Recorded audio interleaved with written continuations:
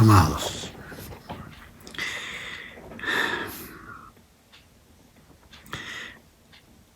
cuando ustedes vean esta grabación, muchos de ustedes sabrán que con Paulina vamos a estar en España una semana y después vamos al sur de Francia, a la región de la Provence, espiando la tierra con los pastores Huerto y Filomena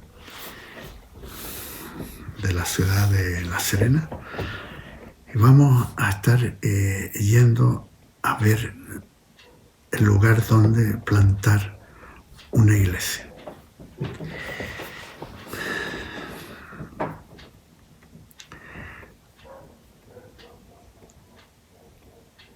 Les agradezco sus oraciones. Sé que hay mucha gente que está orando por esto y es muy, muy importante, y que nos mantengan en el recuerdo y en sus oraciones. Muchas gracias. Y ahora estamos en la clase número 7 de el curso Epístolas Fundacionales, y hoy día estamos en la carta del apóstol Pablo a los Corintios, primera de Corintios 11, del versículo 17 al 33. Iremos versículo a versículo. Y el tema que trata en esta porción de la Escritura es la celebración de la comunión en el cuerpo de Cristo. Oremos. Señor Jesús, te damos gracias, Señor, por tu sacrificio en la cruz,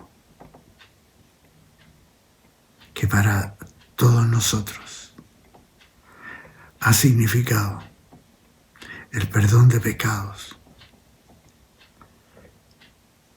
y la vida eterna. Señor Jesús, como parte de tu cuerpo, te damos gracias.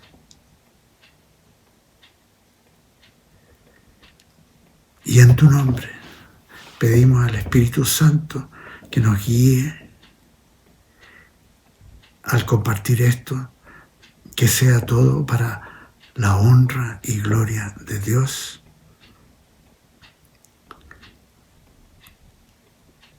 Y que nos guíe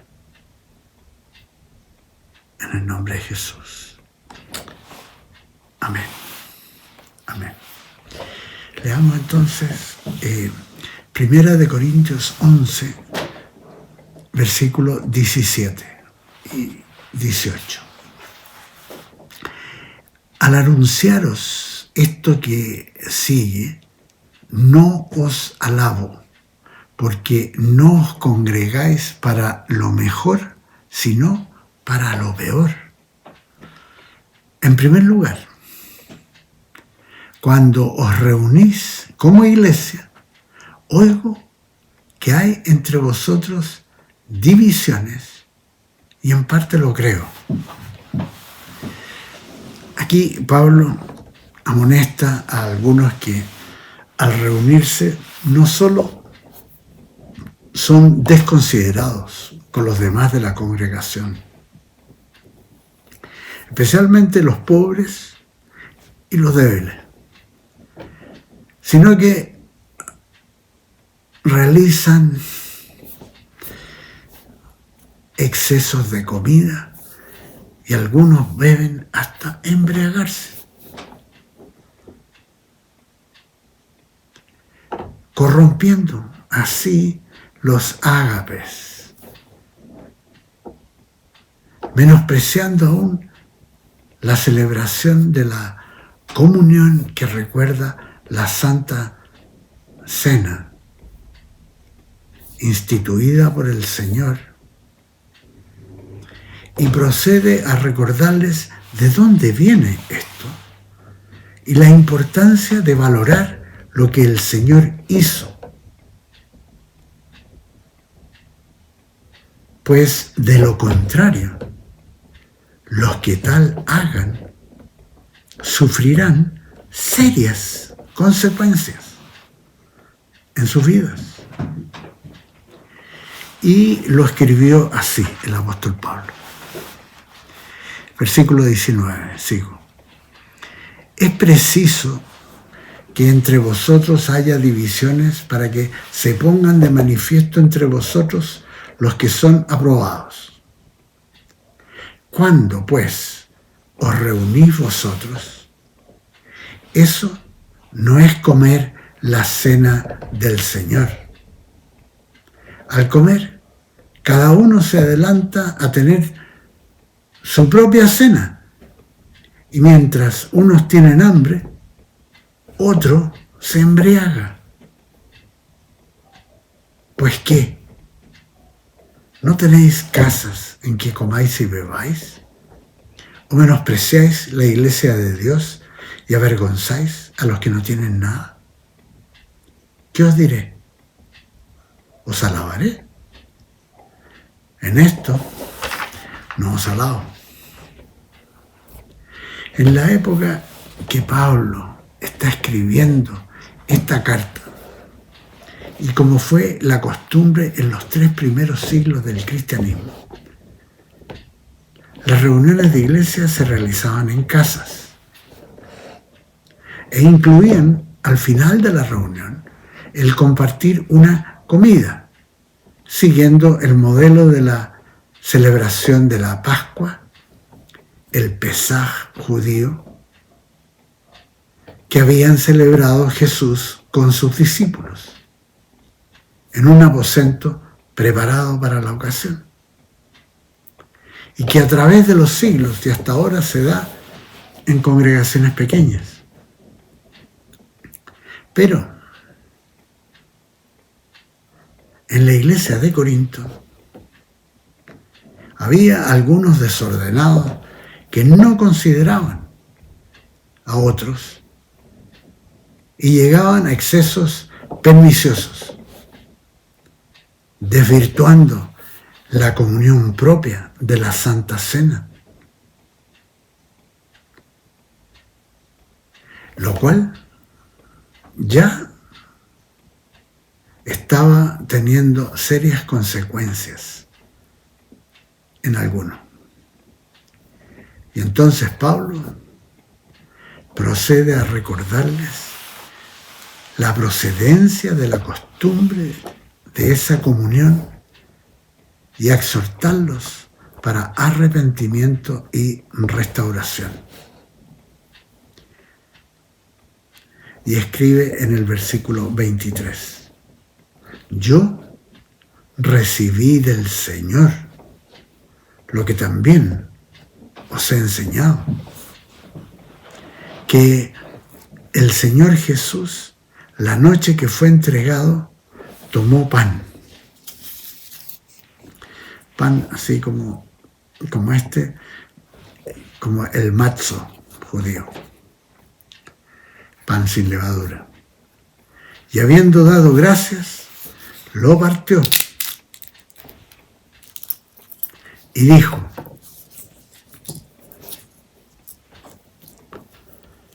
tomad, comed, esto es mi cuerpo que por vosotros es partido. Haced esto en memoria de mí. Lo hacemos.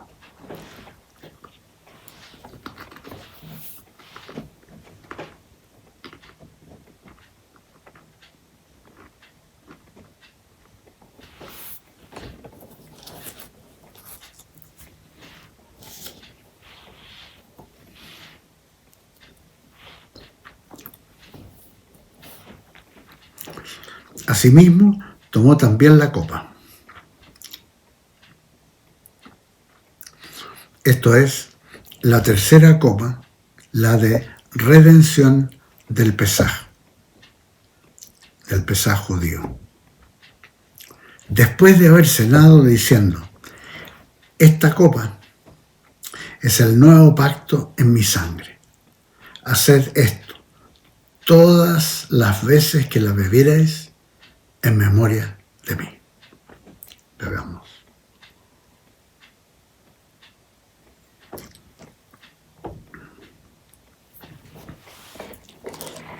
Esto que dijo Jesús 2 veces que se hiciera en memoria de él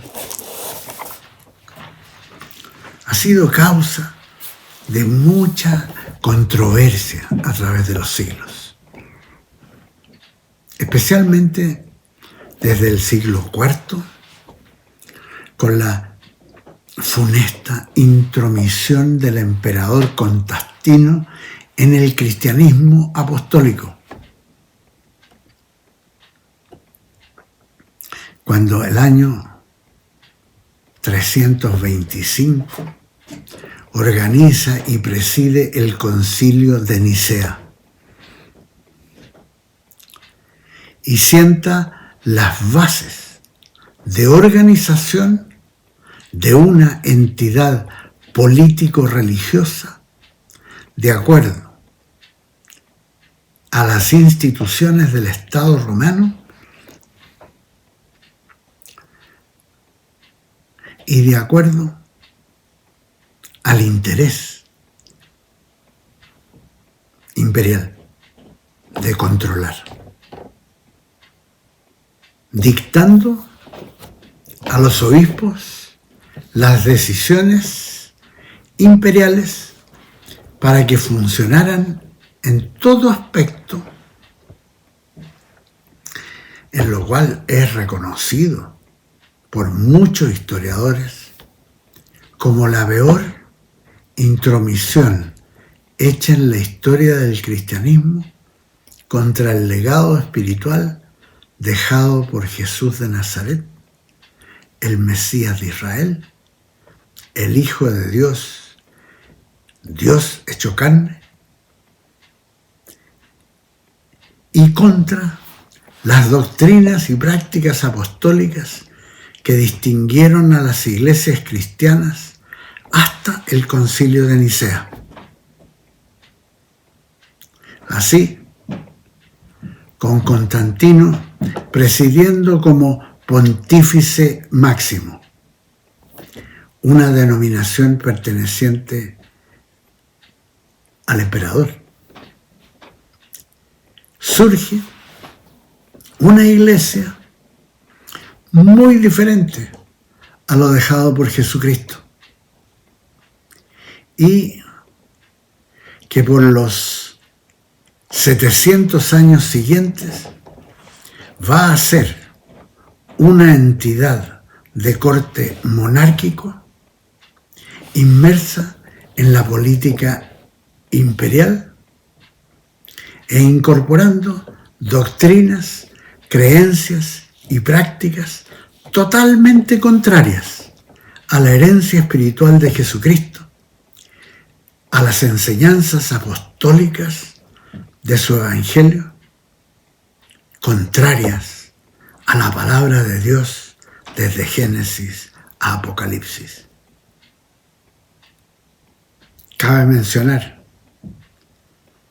que cuando el emperador Constantino conviene el año 325 ese concilio en la pequeña localidad de Nicea, que era un poblado cercano a la capital que se estaba construyendo y que después sería conocida como Constantinopla, la cabeza del imperio romano. De los aproximadamente 8.000 obispos cristianos dispersos en el imperio romano, se cree que solo asistieron unos 140, atraídos no solamente porque los costos del viaje y la estadía eran cubiertos por el imperio, por el Estado romano, sino que probablemente movidos por la esperanza de un cese en las persecuciones que habían durado ya casi 3 siglos,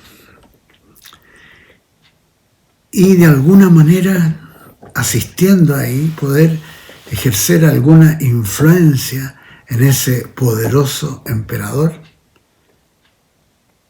que intentaba pacificar sus vastos dominios después de una guerra civil de varios años en la que habían participado enfrentándose los 4 generales que dominaban un cuarto del imperio y que habían sido derrotados por este hábil general y político Constantino.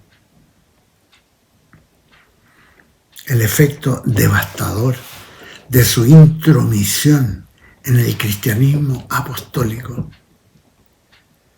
significó la entrada masiva de gentes paganas, sin conocimiento del Evangelio de Jesucristo, sin conversión alguna, solamente interesadas en recibir algún beneficio del Estado romano con que Constantino estaba favoreciendo a esta iglesia organizada y presidida por él mismo.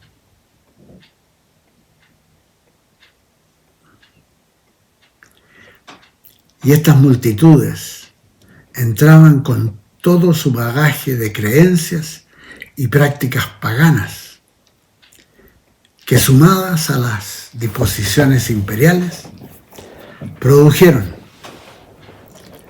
una organización político-religiosa que mezcló el paganismo con algo de cristianismo en una mezcla sincrética que a poco andar cambió las bases mismas de la fe apostólica, surgiendo rápidamente verdaderas aberraciones doctrinales, prácticas paganas como la idolatría a la Virgen María, la veneración a los santos, cosas surgidas en el siglo IV, ahí en Constantinopla. Esa iglesia, cuyas sedes políticas principales fueron la sede imperial en Constantinopla, donde funcionaba el emperador con su corte, y la sede en Roma, donde funcionaba el menoscabado Senado romano. Esa iglesia, llena de errores doctrinales y prácticas idolátricas, condenadas por las Sagradas Escrituras, fue una sola entidad, una sola iglesia, hasta el año 1054, cuando se divide en 2 irreconciliables entidades: la Iglesia Ortodoxa Bizantina y la Iglesia Católica de Roma, que mantienen sus creencias y prácticas erróneas en total contraposición al legado de Jesús de Nazaret y a las enseñanzas y doctrinas apostólicas hasta el tiempo presente, y que se han caracterizado a través de los siglos por su gran corrupción y maldad, persiguiendo desde el siglo IV a los cristianos genuinos, nacidos de nuevo, que desde ese entonces han tratado de vivir conforme a la palabra de Dios, a las enseñanzas del Señor Jesús, de los profetas, de los apóstoles, tal como aparecen en la Santa Biblia y como fueron creídas por la iglesia primitiva, dando testimonio de la fe verdadera, de santidad genuina y la presencia del Espíritu Santo, con movimientos del Espíritu Santo que permitieron la preservación del legado de Jesucristo, los profetas y apóstoles,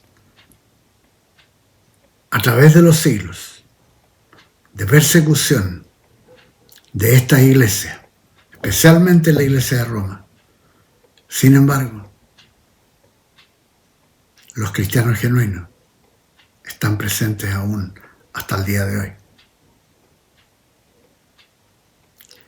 Seguimos con el texto de 1 Corintios 11, donde nos escribe el apóstol Pablo. Versículo 26. Así pues, todas las veces que comáis este pan y bebáis esta copa, la muerte del Señor anunciáis hasta que Él venga. Así,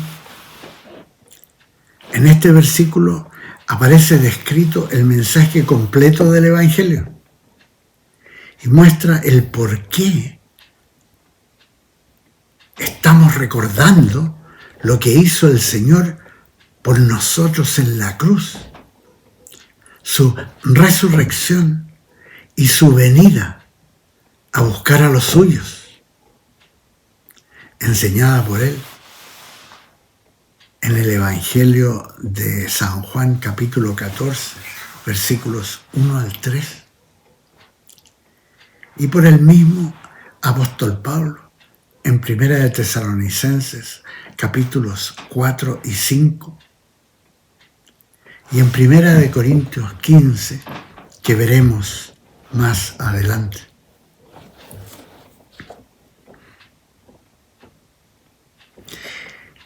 La comunión, lo que recordamos con el pan y el vino,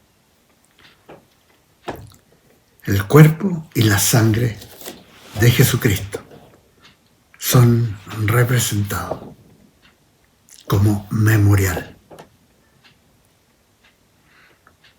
Lo recordamos a Él, lo que Él hizo en la cruz, cómo nos redimió para sí mismo, nos compró a gran precio.